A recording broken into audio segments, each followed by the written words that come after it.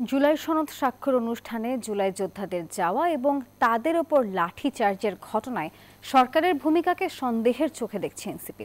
একথা জানিয়েছেন জাতীয় নাগরিক পার্টির সিনিয়র যুগ্ম আহ্বায়ক আরিফুল ইসলাম আদিব। তিনি বলেছেন, দাবি মানা হলেই সনদে স্বাক্ষর করবে এনসিপি।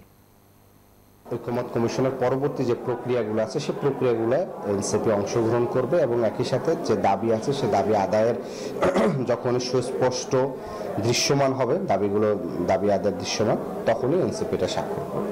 সরকার যদি আগেই কঠোরতা থাকতো যেখানে রাষ্ট্রীয় একটি প্রোগ্রাম হবে, তাহলে তো তাদের তো সেখানে যাওয়ারই তো তারা ফার্ম গেট কিংবা পূর্বে তো তাদেরকে ঠেকে দেয়, সেটা কিন্তু করে নাই।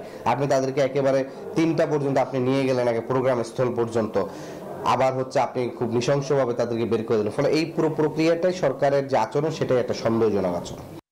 বান্ডেল থাকলে প্রতি সেনমানিতে টাকা বাঁচবে। বিকাশ সেনমানি বান্ডেল কিনে জিতুন প্রতি লেনদেনে।